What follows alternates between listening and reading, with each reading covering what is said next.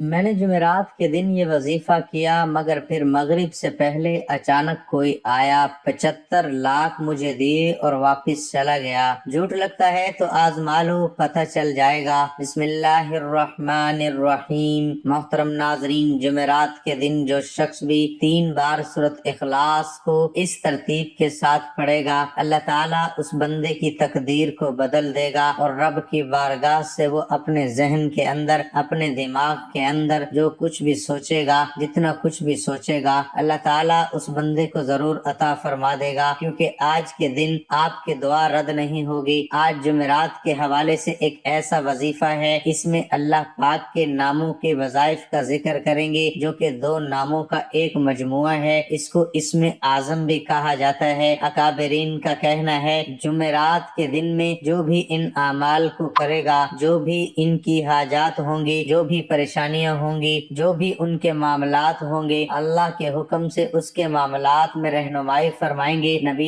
کریم صلی اللہ علیہ وسلم نے حضرت فاطمہ رضی اللہ عنہما کو بھی ان ناموں کے پڑھنے کی تلقین فرمائی اور فرمایا کہ یہ حضوری کیفیت رکھنے والے نام ہے، ان کو صبح و شام میں ضرور پڑھ لیا کریں۔ اکابرین کا کہنا ہے اگر ان کو اس طرح سے پڑھ لیا جائے گا تو اس میں بے شمار فوائد ذکر کیے گئے ہیں، وہ آپ کو حاصل ہوں گے۔ آپ جمعرات کے دن اس عمل کو کریں۔ مغرب کے ٹائم آپ نے یہ عمل کرنا ہے، اگر چاہیں تو کسی بھی ٹائم، جو ٹائم صحیح لگتا ہے اس ٹائم کر لیں۔ انشاءاللہ تعالی آپ کے پاس 24 گھنٹے ہیں، کسی وقت بھی آپ اس عمل کو کر کے رب کی بارگاہ سے جو بھی لینا چاہتے ہیں، جو بھی دعا مانگنا چاہتے ہیں، ہر دعا رب کی بارگاہ میں قبول ہوگی۔ بس آپ نے اس عمل کو اس ترتیب کے مطابق کرنا ہے، جو ترتیب، جو طریقہ کار، جو شرائط میں آپ کو بتاؤں گا۔ بڑا ہی قیمتی عمل آپ کو دے رہا ہوں۔ اس قیمتی عمل کو جاننے کے لیے، سمجھنے کے لیے، اس کے فیض کو حاصل کرنے کے لیے آپ اس ویڈیو کو اول سے لے کر آخر تک دیکھنا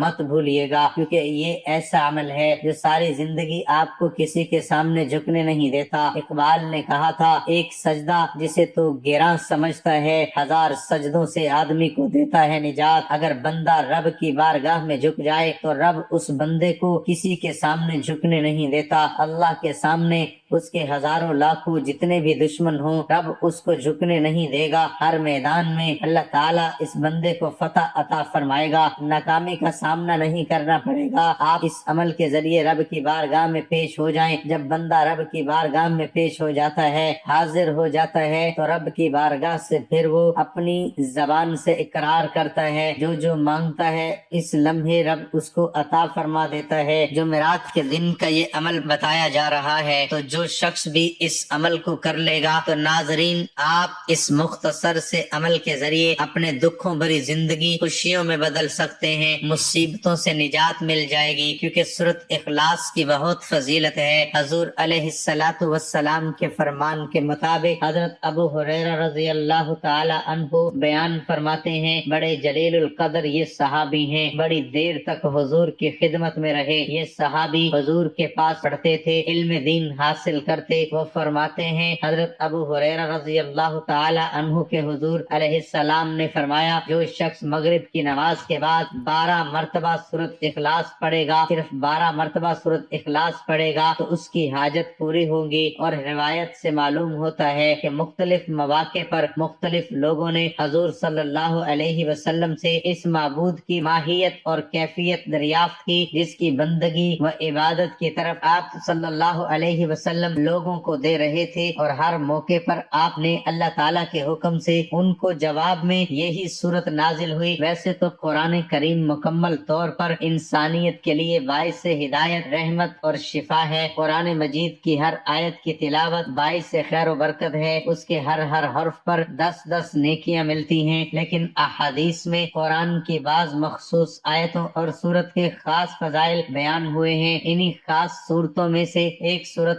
اخلاص ہے۔ اس صورت میں اللہ تعالیٰ کی بے شمار برکتیں، رحمتیں اور بے شمار عطیات پوشیدہ ہیں جو انسان کے دینی و دنیاوی حالات اور معاملات کو بہتر بنانے اور سدھارنے میں مؤثر طاقت رکھتی ہیں۔ لیکن افسوس کی بات ہے کہ ان فضیلتوں، رحمتوں اور برکتوں سے بہت سے لوگ ناواقف ہیں۔ 4 آیات پر مشتمل مختصر سورت اپنے اندر کس قدر شمار فضائل لیے ہوئے ہے، اس تحریر میں ان فضائل کے بارے میں جاننے کی کوشش کرتے ہیں۔ اس سورت کی شان و نزول کے بارے میں حدیث میں آتا ہے کہ مشرکین نے نبی رحمت صلی اللہ علیہ وسلم سے کہا اپنے رب کی اوصاف بیان کریں، تو اللہ تعالیٰ نے یہ سورت نازل کر دی۔ اس کی تفصیل کچھ اس طرح سے ہے: جب ہم کہتے ہیں کہ وہ اللہ ہے، اس کا مطلب ہے کہ وہ حقیقی معبود اللہ ایک ہے، تو اس کا مطلب یہ ہے کہ ہم صرف ایک اللہ کی عبادت کرتے ہیں اور اس کے ساتھ ہی کسی اور کی عبادت نہیں کرتے۔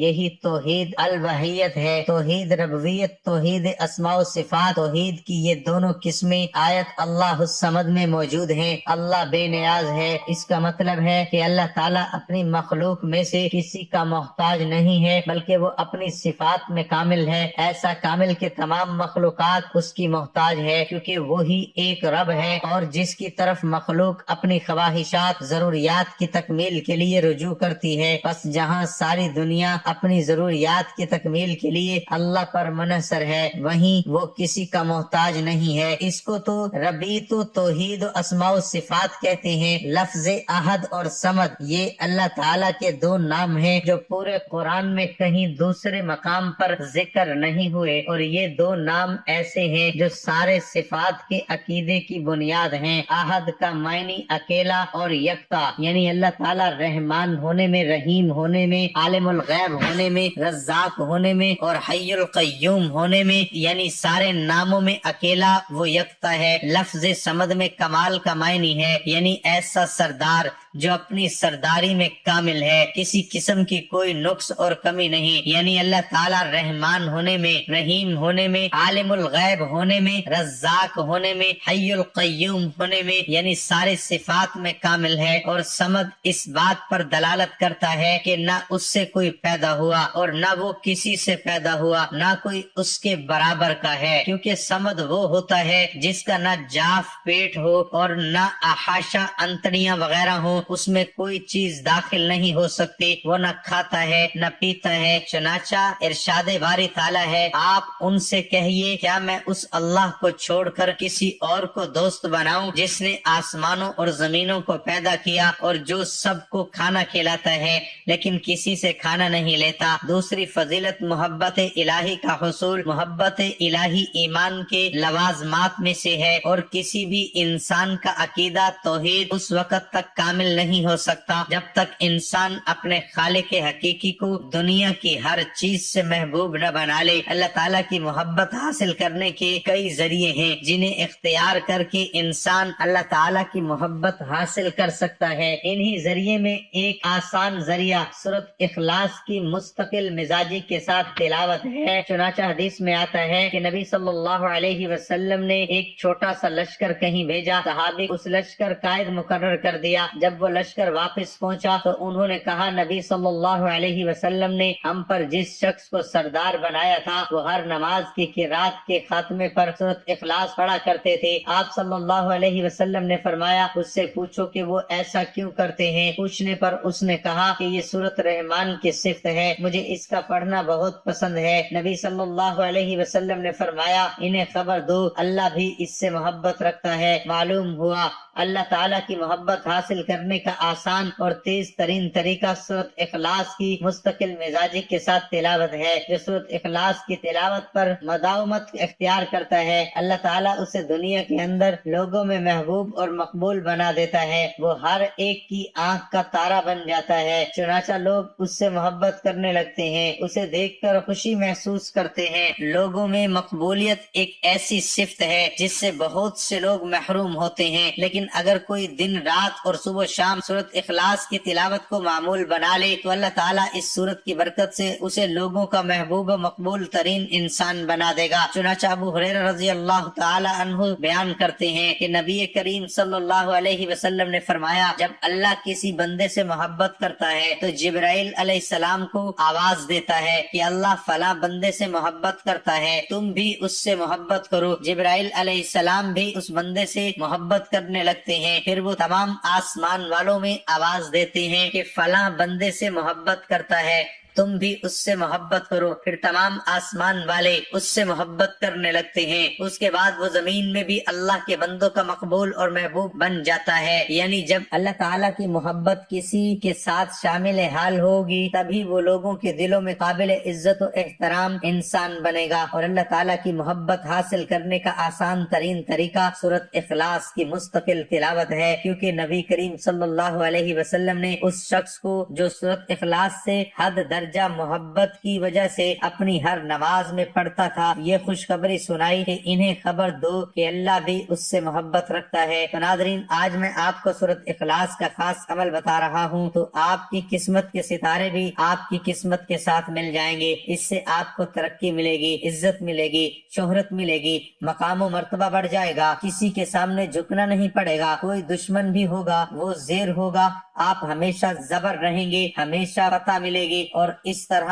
आपका मकसद जायज होना चाहिए, और अब मकसद नाजायज होगा तो उसके लिए आप गुनहगार भी होंगे और अल्लाह का वबाल आप पर नाजिल होगा। इसलिए कोई भी जायज मकसद है, शादी के अंदर रुकावट है, कारोबारी मसाइल हैं, रिस्क की कमी है, इस अमल की इतनी तासीर और ताकत है कि रब इस बंदे की ऐसी गैबी मदद फरमाता है कि सारी जिंदगी इस बंदे को किसी के सामने हाथ फैलाने की, सर झुकाने की जरूरत नहीं पड़ती, झुकने की जरूरत नहीं पड़ती, क्योंकि रब रिज्क ही इतना अता फरमाता है कि उसके दर पे जाने की जरूरत नहीं पड़ती। जो बंदा रब के दर पर हाजिर हो जाता है, रब फिर सारे दर्दों से उसे निजात अता फरमा देता है। तो आज हमने रब की बारगाह में हाजिर होना है ताकि हम इस सारी जिंदगी किसी के सामने झुकना न पड़े, लोगों के पास जाना ही न पड़े, उनसे मांगना ही न पड़े, बस रब की बारगाह से आज मांग लें। आज मांगने का दिन है। तो मैं अर्ज कर रहा था, जो बंदा ये अमल कर लेता है तो फिर उस शख्स की ऐसी ही है जैसे लॉटरी निकल आई। लेकिन आजकल हम सिर्फ पैसों को अपना सब कुछ समझते हैं, इबादत को समझते हैं, तो सवाब को नहीं समझते। मैं समझता हूँ जो बंदा अल्लाह के साथ ताल्लुक मजबूत कर ले, अल्लाह के साथ उसकी मोहब्बत जो है, उसका इश्क जो है वो हकीकत में बदल जाए, तो रब उस बंदे को नवाज देता है। रब भी उस बंदे पर ऐसा करम फरमाता है कि उस बंदे को किसी के सामने झुकने नहीं देता, किसी की गुलामी नहीं करने देता। बस रब के बंदे बन जाओ, रब के दीन के खादिम बन जाओ, इंशाअल्लाह दुनिया में भी बेहतरी होगी, आखिरत में भी बेहतरी होगी। हजूर का फैजान है कि अल्लाह ताला की करम नवाजी है हजूर की उम्मत पर कि ये उम्मती जो नेकी करे रब की बारगाह में उसका दुगना चुगना उसको अजर मिल जाता है। तो कैसा वो रब करीम है। आज रब की इबादत करें, खूब करें, दिल जमी के साथ करें, यकीन के साथ करें कि ये ऐसी बारगाह है इसे कोई मंगता खाली नहीं जाता, रब किसी को खाली वापस नहीं लौटाता। इसलिए जरूर रब की बारगाह में हाजिर होते जाएं। तो आपने नाज़रीन करना कुछ इस तरह होगा, वजीफा आपने जुमेरात वाले दिन करना है और किसी भी दिन नहीं करना, और सिर्फ दिन की पाबंदी है, बाकी आप जब चाहें जब जिस वक्त चाहें कर सकते हैं। इससे पहले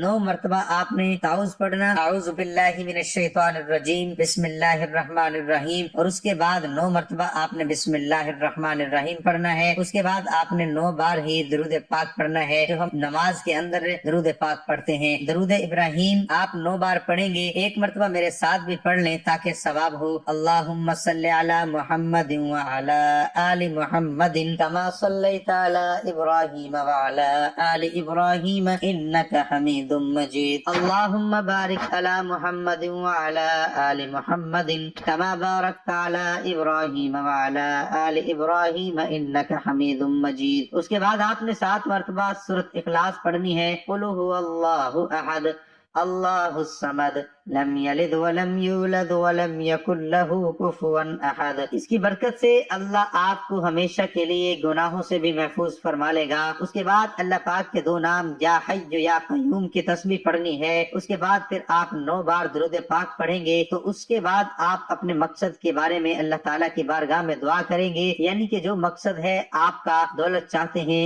عزت چاہتے ہیں، شہرت چاہتے ہیں، آپ اس کا نام لیں اور رب کی بارگاہ میں عرض کریں، باری تعالیٰ میرا فلاں کام تو نے اپنے ہی فضل سے فرمانا ہے، تیرے حکم کے بغیر ایک پتا ہل نہیں سکتا۔ جو الفاظ آپ رب کی شان میں بہتر کہہ سکیں وہ کہیں۔ تو یہ عمل اس ترتیب کے ساتھ جب کر لیا تو سر سجدے میں رکھ کر آپ نے رب کی بارگاہ میں اپنی حاجت کا سوال کرنا ہے۔ اس کے بعد سر اٹھا کر آپ نے اللہ کی بارگاہ میں آسمان کی طرف چہرہ اٹھا کر ہاتھ بھی آسمان کی طرف اٹھے اور آپ نے دعا کرنی ہے۔ بس اس عمل کو ضرور آپ نے کرنا ہے، انشاءاللہ دنیا میں بھی جو کچھ مانگیں گے رب کائنات آپ کو ضرور عطا فرمائے گا۔ اس کے ساتھ آپ نے پھر ہر روز صبح و شام 7 بار سورۃ اخلاص کو ضرور پڑھنا ہوگا۔